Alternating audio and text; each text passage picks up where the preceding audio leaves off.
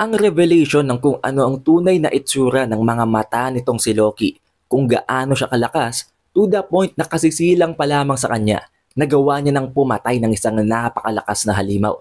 Kung ano ang tunay na nangyari sa buhay ni Loki noong bata pa siya, sa buhay nitong si Hyrodin, at kung paano nagbago si King Harald sa pagiging isang arrogant, napakalakas at napakanakakatakot na hari, papunta sa isang napakasibilisadong hari na binago ang Elbaf Kingdom mula sa pagiging isang warland papunta sa isang matiwasay, maayos at payapa na bansa.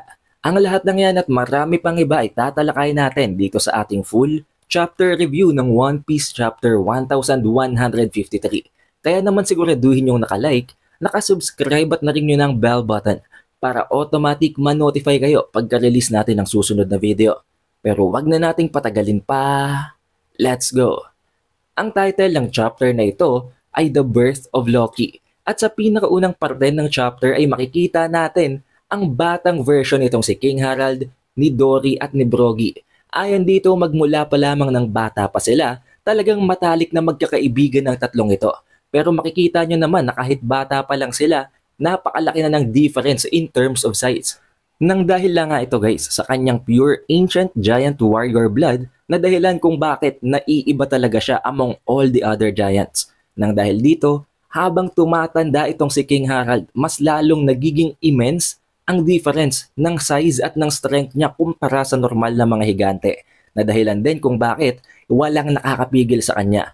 Nagpatuloy ang pagiging arrogante niya dahil nga wala namang kayang kumontra sa kanya. Hindi lamang dahil sa napakalaki niya kumpara sa ibang higante, kung hindi dahil mas malakas din talaga siya kumpara sa kanila. Nang dahil dito hanggang sa dumating ang punto na siya na ang naging susunod na hari, naging napaka-arrogante talaga ni King Harald. Minsan naglakbay sila, nagsail sila papunta sa ibang mga bansa, pero hindi man lamang na-excite itong si King Harald dahil ang unang-unang pumapasok sa isip niya is that napaka-boring daw. Mula nga sa Elbaf Kingdom na may mga higante, may nakakalaban siya pero wala dong nakakatapat sa strength niya. What if pa daw yung ibang mga tao na napakaliliit, napakahihina pa? Wala daw kahit na sinong pwedeng kumontra sa kanya at wala siyang mahahanap na worthy opponent. Now ang scene naman na ito, ang pangyayaring ito ay nangyari bago ang nakita nating final panel sa previous chapter na ang chapter 1152. Makikita natin dito na merong isang circus at sa loob ng circus na ito ay may isang babaeng higante na ginagamit nila for entertainment. Madami silang sinasabi dito na kung ano-ano na exaggerated lang naman para lamang maka-attract ng mga audience. Now kung nanonood kayo ng ating spoiler chapter reviews, then you must know already kung sinong babaeng ito. Ito ay si Ida. Ito ay ang eventually naging nanay ni Hyrodin. Ayon dito sa mga taong ito, itong si Ida ay 10 meters tall lang. Kaya naman kung ikukumpara kahit sa ibang mga common giants, medyo mababa talaga siya. Considering na si Dory at si Brogy nga ay around 22 meters tall. Now honestly, hindi naman talaga actually nananakit dito si Ida pero ginagamit lang siya ng circus para makapag-earn ng money, para kumita, para lamang sa entertainment. Pero ang masama dito guys, nakita ito ni King Harald. Kaya naman kahit na wala yata silang balak na lusubin, wasakin ng island na ito, nagalit na itong si Harald at naisip niya na hindi nila pwedeng basta-basta bastusin ang Elbaf Kingdom. Then dito na nga nangyari guys ang nakita natin sa final panel ng chapter 1152 na kung saan winasak nitong si Harald ang Burnt Kingdom, B-U-N-T. Dahil doon, natuwa itong si Harald habang papauwi sila. Nagkaroon siya ng sense of satisfaction na matapos nilang mailigtas at matulungan ang isa pang higante, nakawasak na naman sila ng isa pang kingdom. Pero dito na tinanong ng babaeng ito kung ano daw ang ginagawa ni Harald. Na proud at nagmamalaki naman na sinagot nitong si Harald na siya daw ang hari ng Elbaf Kingdom. At hindi niya na kailangang mag-alala dahil nailigtas at natulungan na siya ng kanyang crew. Pero imbes na magpasalamat sa kanya itong si Ida, sinampal siya nito ng napakalakas. Nang dahil dito nagulat hindi lamang si Harald, kung hindi maging ang kasamahan niya pa, ang mga elders, ang mga crew ng giant warrior pirates. Hindi alam nitong si Harald kung anong magiging reaction niya. Dahil unang-una sa lahat, it must have been the first time na may gumanto sa kanya. Ang pinakaunang beses na may kumontra, may mag-retaliate sa kanya dahil as you know nga, walang kayang tumapat sa strength nitong si Harald. Nang dahil dito, in-explain na nitong si Ida kung ano talagang tunay na nangyari habang sinasabi na kailangan daw nilang bumalik, ibalik nilang barko at ibalik siya nito at kailangan nilang humingi ng tawad sa mga taong yon. Nagalit naman itong si Harald habang sinasabi dito kay Ida na nag-iisip pa daw ba siya. Pinagkakatuwaan nga daw siya doon at ginagawa siyang alipin. Ginagamit siya for their entertainment. Bakit gusto niya pang bumalik sa maliit na kingdom na yon? Tinawag niya pa yun na isang laruan na kingdom lamang. Nang dahil lang nga sa napakaliit nito at para bang mga langgam lamang ang mga tao at ang mga bahay nila para sa kanya. Pero instead na mag-agree sa kanya itong si Ida, pinagtatadtad siya nito ng suntok. Binugbog niya ang king ng Elbaf Kingdom habang sinasabi ang katotohanan na actually hindi daw siya pinagkakaisahan doon. Hindi siya ginagamit. Tinutulungan siya ng mga tao. At some point nakarating siya sa lugar na ito at yung mga taong yon ang tumulong sa kanyang makakain, maka-earn ng pera at manatiling buhay hanggang ngayon. Not to mention, meron nga siyang mga injuries daw nang matagpuan siya nito pero tinulungan siya ng mga taong ito na makarecover sa mga injuries na yon. Nagsimula na ditong umiyak at malungkot itong si Ida habang nagagalit kay Harald. Bakit daw tinatawag niya ng mga laruan ang mga taong yon? Hindi daw porke malaki siya at mas malakas, mas superior na siya sa iba pang mga races. At kung ganoon nga daw na nabiyayaan siya ng mas malakas na strength at mas malakas na katawan, hindi daw dapat maging arugante at palagi na lamang naghahasik ng gulo ang mga higanteng ito. Ang dahilan daw kung bakit ang lahat ng mga higante sa Elbaf, maging ang mga mabubuti at ayaw naman talaga ng gera ay nadadamay. Pati sila ay napagkakamala na masasama at matatapang ng mga higante nang dahil sa mga matatapang talaga, mga savage at mga warrior ng Elbaf Kingdom. Nang dahil dito wala nang choice itong si Harald, naintindihan niya at para bang pumasok sa isip niya ang binanggit ng mga salita nitong si Ida. Bumalik silang lahat. Bumalik sila dito sa Bond Kingdom. Tinulungan ni Ida ang mga taong ito na i-rebuild ang kanilang mga nasirang mga bahay, mga nasirang mga infrastructure. Habang itong si Harald naman at pinagmamasdan si Ida, sinigawan niya ang kanyang sariling mga tauhan. Sinabihan niya ang ibang mga giant warrior pirates na ano pa daw ang inaantay nila. Dahil binabalak sana ng iba pang mga higanteng ito na mag-sail na ulit, maglayag na ulit para maghanap ng susunod na makakalaban nila, nagalit itong si Harald at sinabihan sila na kailangan nilang bumaba. Tulungan nila ang mga tao sa Bond Kingdom at tulungan nila si Ida na i-rebuild ang mga sinira nila. Ngayon nagpatuloy ang lahat ng mga pangyayaring ito, ang pagtulong ni King Harald, ang paghingi niya ng dispensa, ang paghingi niya ng tawad sa pagsira sa Bond Kingdom, na although medyo naiinis ang hari ng Bond Kingdom, tinanggap naman ito ang paghingi ng tawad nitong si Harald. Dahil unang-una sa lahat, kung hindi sila papayag, napakadaling wasakin lang ulit nito para kay Harald. At dahil sa pagkakasundong ito, dito natuklasan at na-realize nitong si Harald na hindi talaga nila basta-basta dapat sirain ang iba pang kultura, ang iba pang mga races. Dito niya napansin na may kakaiba silang way ng technique ng pag-construct ng mga bagay-bagay. Napakasarap ng kanilang pagkain dahil gumagamit sila ng ibang ways ng pagluluto, gumagamit sila ng different kinds of spices. Napansin din niya na napaka-sophisticated daw ng fabric, ng tela at ng kung ano mang ginagamit nila sa clothing. Maraming ibang mga bagay na kayang gawin ng mga humans na hindi kayang gawin ng mga giants, na nangangahulugan na hindi porke malakas sila, malaki, ay sila ng superior na mga beings. Yun ay na-realize nitong si Harald nang dahil sa tulong ni Ida. Nang dahil dito nagpatuloy ang paglalayag nitong sila Harald, ni Ida at ng iba pang mga higante, hindi para maghanap ng kalaban, kung hindi para kumilala ng iba pang mga species, ng iba pang mga kultura. Dumating ang punto na kinailangan nang i-explain ni Ida kung ano talaga ang nangyari sa kanya dahil napakatagal niya itong hindi nababanggit. And it was revealed here guys na actually hindi pala talaga nag-originate, hindi isinilang at hindi nanggaling sa Elbaf itong si Ida. Tulad ni Saul, nanggaling siya sa South Blue, specifically sa Sawamunay Island. Hindi din niya alam kung anong rason, dumating na lamang daw siya sa pampang ng Bond Kingdom ng madaming injuries, madaming sugat, at tinulungan siya ng mga tao doon para makarecover. Nang dahil dito knilarify naman itong si Harald na nangangahulugan daw ba yun na tinawid niya ang blood-soaked serpent.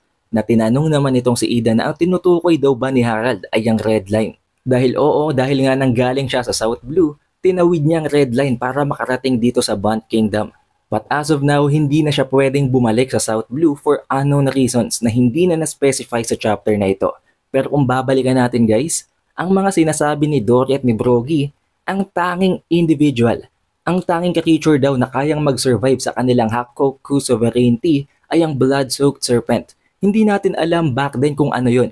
Pero since dito ay nabanggit yun itong si Harald, at hindi naman yun actually isang creature kung hindi ang red line, what does it mean? Pero hindi natin yan tatalakayan sa video na to.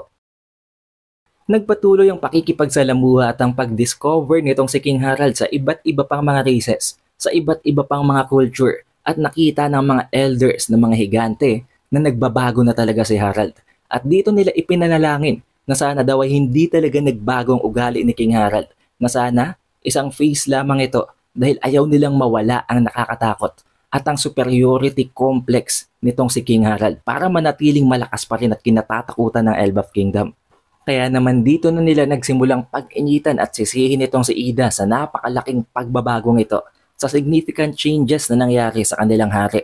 Habang bumabalik sila papunta sa kanilang kingdom ng Elbaf, dito na nagsimulang mag-announce itong si King Harald na magkakaroon ng malaking pagbabago.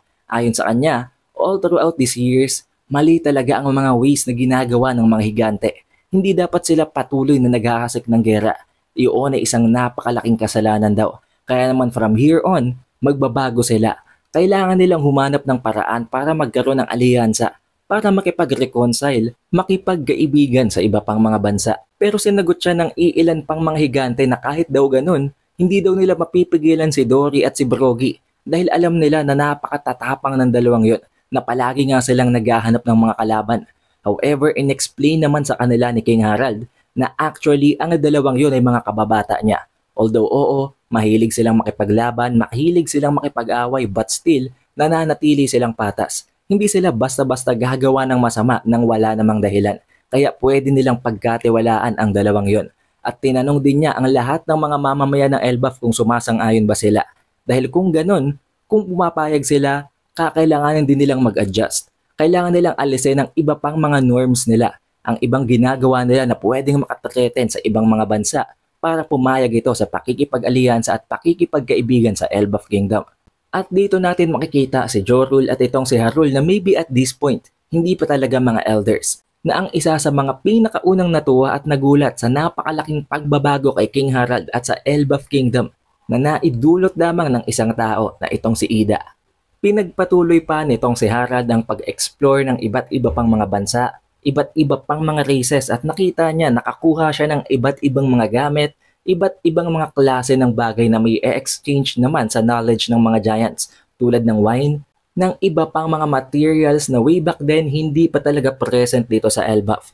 Dito na rin pumasok ang pagpapadala ng mga diplomats para kahit papano ma-forge muna nilang connections para pagkatiwalaan nila ang isa't isa at para hindi magkaroon ng kahit na anong hindi pagkakaunawaan.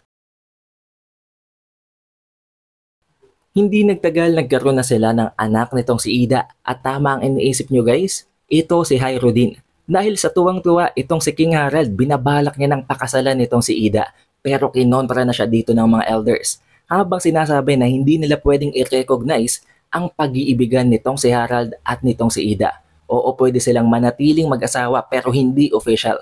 Hindi ito kikilalanin ng Royal Kingdom dahil as you know, tanging ang mga pure ancient giant warrior blood lamang ang pwedeng pumasok sa royal family. Nabanggit na yan ng maraming beses unang-una na nitong si Hyrule. Nang dahil dito kahit galit na galit itong si Harald, wala silang magagawa. In-explain niya dito kay Ida na hindi magagawang tagusin, hindi magagawang i-overcome ng kanilang pagmamahala ng batas na yon, ang mga elders na yon. At ayaw din talaga nitong papasukin itong si Ida at si Hyrule sa loob ng Royal Castle, sa West Castle. Buti na lamang tinanggap at kinupkop itong si Ida ng mga malalapit na mga villagers dito sa castle. Kaya naman kahit papano, natuwa pa rin itong si Ida. Kahit hindi siyang magiging susunod na reyna still, malapit lang naman daw ang tinitirahan nila sa tatay nitong si Hyrule. Yon pala kaya ayaw na ayaw talagang tanggapin ng mga elders itong si Ida is that because meron na silang nakahanda na ang dapat maging susunod na reyna. Meron na silang nakaprepare na isang babae mula sa isang royal family din na walang iba kung hindi itong si Estrid. Si Estrid guys ay nanggaling sa Alcohol Village sa loob ng Elbaf Kingdom. Hindi na dito nabanggit kung saang pamilya siya galing, kung anong posisyon ng pamilyang yon, pero nabanggit dito na nanggaling siya sa isang prominent background.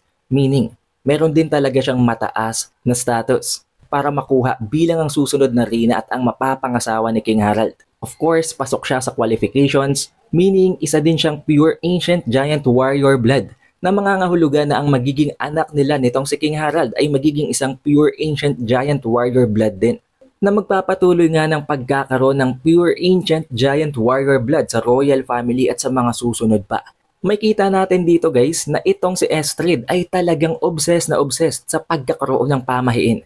Sinabihan niya dito itong si King Harald na siya talaga ang nakadestined na ang magiging asawa niya. Sinabi din niya na kailangan na daw kalimutan nitong si Harald ang foreigner na babaeng yon na itong si Ida at ang kanyang bastardong anak na si Hyro din. Not just that, since para bang isang oracle ito, naniniwala talaga siya sa kung ano-anong mga epekto ng kung ano-anong mga bagay sa mga pamahiin nga guys. Since kumakalat daw ang energy na naire-release nitong si Ida, kailangan daw nilang isarado ang lahat ng mga bintana at para hindi din lumabas ang energy na umaapaw naman sa katawan nitong si King Harald. Hindi lang yon, may napansin lang siya na isang salamin na mali ang pagkakalagay na para bang nakalagay ito sa anggulo na hindi niya nagustuhan kaya pinatanggal niya agad ito sa mga guards na nagpapatuloy lang guys na talagang obsessed siya sa mga omen. As a gift, binigyan din niya ng isang napakasolid na regalo itong si King Harald. At yun ay ang napakalaking kabayo na ito, na ang kanilang horse of good fortune na itong si Asura. Dito'y gulat na gulat niya maging iba pang mga higante na wala namang ancient giant warrior blood dahil malaki talaga ito guys. Literally, malaki pa ito sa kanila. At hindi lang yon, as you can see, 8 ang mga legs nito. Para na tong gagamba. Now at this point, dito na lumalabas ang tunay na kulay nitong si Estrid. Pinalikom niya ang lahat ng mga jewelry, ang lahat ng kayamanan, ang lahat ng mga ginto sa loob ng kanyang kwarto. In-explain din niya sa mga guards na dapat daw ang vicinity ng hari ay dapat nakafocus lamang sa energy ng earth at ng wind. Na para bang gusto niyang ma-master or para bang ma-manifest ng magiging anak nila ang attribute ng earth at ng wind. Hindi lang yon, sinabi din niya sa mga servants na ito na dapat daw tuwing kakain sila ni King Harald, dapat sa silver platters. Na nagpapakita lang na talagang pinaghahandaan itong si Estrid ang magiging anak nila nitong si King Harald. Habang si Harald naman, habang nangyayari ang lahat ng ito, nasa labas naman siya ng country ng Elbaf. Pinagpapatuloy niya ang trades, ang pag-explore at ang pag-discover ng iba't iba pang mga countries. At this point, medyo mahirap pa ang paglalayag dahil napakatindi talaga ng mga alon at ng weather. Dito na-appreciate ng iba pang mga humans ang kung gaano kaganda ang techniques ng pag-navigate ng mga giants through these waters. Nabanggit dito nitong si Harald na meron silang ginagamit na isang guide. At yun ay ang star na hindi gumagalaw. Tinatawag nila ito na ang North Star. Na ikinatuwa naman ng iba pang mga humans at nang dahil sa advanced navigation technique na ito, nagamit niya ito para magkaroon ng maayos na koneksyon sa ibang mga bansa na back then nagkukunat pa sanang makipag-alyansa sa kanila. Nagpatuloy sa pag-explore, sa pag-discover ng iba pang mga kultura itong si King Harald. At dumating sa punto na mayroong isang sibilisasyon na kinuwentohan niya.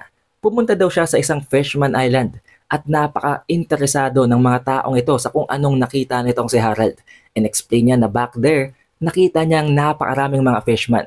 Hindi lang yon, meron din daw dong mga mermaids. At ang lahat ng mga tao doon ay almost as if nagke-carry ng ocean blood.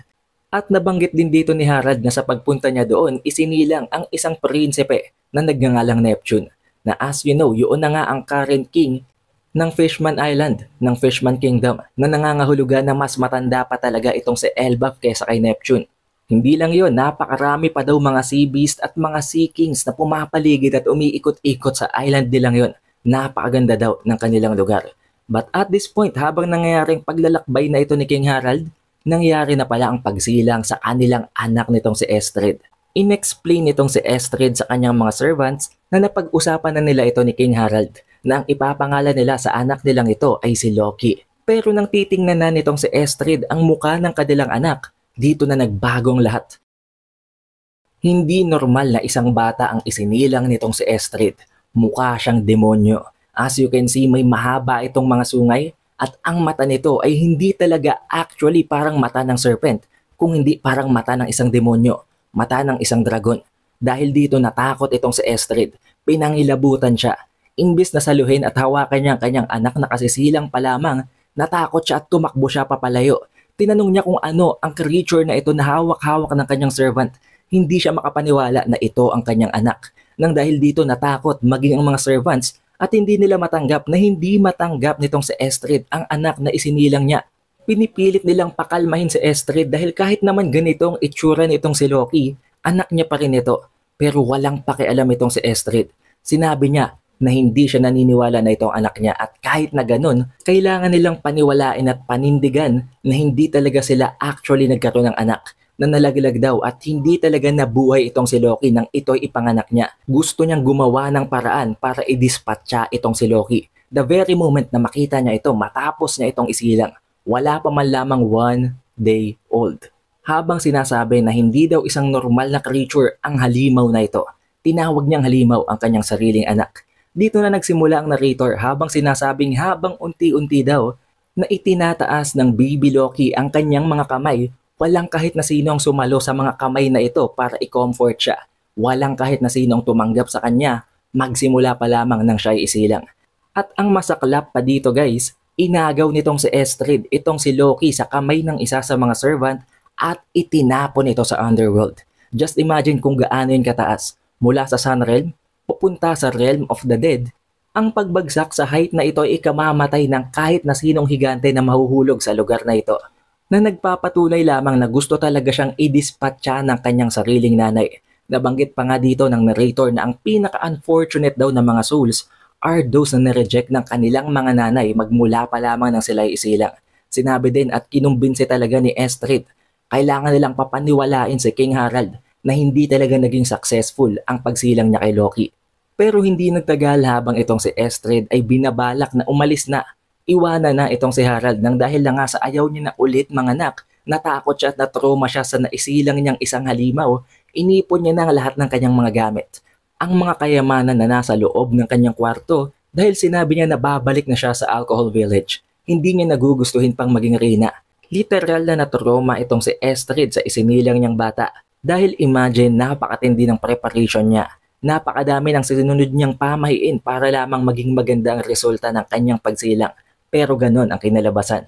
But at this point, one of the guards may sinabi dito sa captain ng mga servants nitong si Estrid na meron daw isang halimaw, isang parabang entity na umaakyat unti-unti papunta dito sa Sun Realm mula sa Underworld. At dito sila lahat pinangilabutan. Hindi sila makapaniwala sa kung anong nakita nila na itong si Baby Loki ay unti-unti nang umaakyat papunta sa Sun Realm habang nababalot ng dugo at ng injuries ang kanyang katawan. Just imagine, baby pa lamang siya. Wala pang 1 day old guys. Itinapon siya mula sa Sun Realm papunta sa Underworld na dapat ikamatay ng kahit na sinong higante na malalaglag sa ganon kataas na height. Siya nga na isang sanggol pa lamang. Napakamusmos pa pero nakasurvive siya doon. At ang masaklap pa dito, sa ibaba ay may nakita silang isang patay na halimaw, isang higanting beast, isang panther na putol na ang leeg, as if isa ito sa mga halimaw na nagtangkang kainin si Loki pero siya pa ang pinatay ni Loki. At ginawa yun ni Loki nang wala pa man lamang 1 day old. Isang bagay na hindi magagawa ng iilan sa mga giants na hindi naman talaga mga warrior pero nagawa ng baby Loki na wala pa man lamang isang araw na gulang. At ang mga matang ito din ni Loki ang naging rason kung bakit nagkaroon ng napakaraming mga theories na itong si Loki daw ay pwedeng si Jormungandr o hindi kaya naman ay itong si Nidor. Nabanggit na natin yan sa chapter spoiler at alam ko namang napanood nyo yun. At gusto kong tingnan nyo to guys. Anong nakikita nyo sa picture na ito? Hindi ba nagmamatch? Ito ay ang para bang makikita natin sa mural na ang higanteng drawing ni Loki at ang nasa first world naman na ang giant serpent. Ang world serpent na nagbubuga ng apoy. So most likely isa itong dragon. At tulad nga ng nabanggit ko kanina, kung titingnan nyo ang mga mata nitong si Loki, para bang mata talaga ito ng isang dragon. And it seems tama ang ating theory pero hindi natin tatalakayin ang tungkol sa bagay na yan sa videong ito. Nagpatuloy ang kwento sa chapter at dito na nga ay para bang nagkaroon na ng sakit itong si Estrid. Nakarama agad itong si Estrid. Bago pa man lamang umuwi itong si Estrid sa Alcohol Village ay nagkaroon ito ng malubhang sakit na dahilan kung bakit naging bedridden ito. Pero patuloy nilang sinasabi na kailangan talaga nilang i-dispatcha si Loki dahil may nakita siyang omen. May nakita siyang foresight na at some point, itong si Loki daw ang papatay sa kanyang sariling tatay. Habang nangyayari ang napakaraming mga pangyayaring ito sa loob ng Elbaf Kingdom, ito namang si King Harald ay namang problema sa diplomacy dahil napakarami ng mga kultura na gusto niya pang i-explore at magkaroon ng trade ang binablock ng world government na maaring dahilan din kung bakit pinutol niya guys ang sungay niya eventually. Dito din na makita natin na habang itong si Loki ay pinagtatabuyan, kinamumuhian at pinandidirian ng kanyang sariling nanay, ito namang si Hyrule na although oo mas mahina, ni-reject ng Royal Kingdom ay mahal naman ang kanyang nanay na si Ida. Dito din ay nabanggit ni Ida kay Hyrule na kasisilang lang daw ng kanyang nakababatang kapatid. Pero sinagot naman siya ni Hyrule na kung hindi daw itong si Ida ang nanay ni Loki, hindi niya i-consider na isang official na kapatid si Loki, na dahilan kung bakit nakyutan naman sa kanyang nanay. May kita natin dito ang pinagkaiba ng dalawa. Kung itong si Hyrule na-reject ng Royal Kingdom pero ina-accept naman ng village at ng kanyang sariling nanay, ito namang si Loki, oo tinanggap siya ng royal family.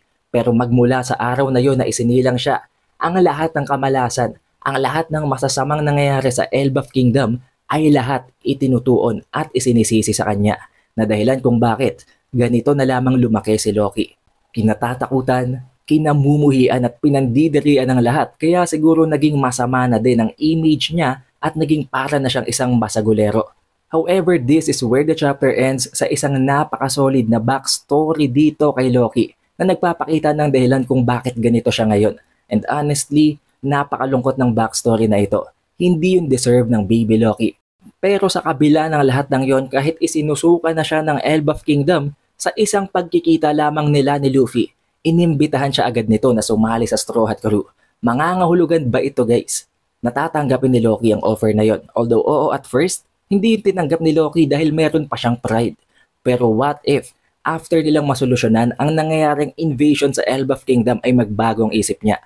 Also, bad news guys, magkakaroon ng chapter break next week pero wag kayong mag-alala dahil as I've said before, magkakaroon tayo ng video na tatalakay naman kay Loki kung anong pwedeng kahulugan ng kanyang mata, kung anong pwedeng ability niya, at kung anong nangyari sa underworld nang patayin niya ang Panther na yon. Kaya naman dapat always stay tuned kayo. I-ring nyo na ang bell button at mag-subscribe na kayo sa ating channel para ma-notify kayo pag-release natin ng susunod na video.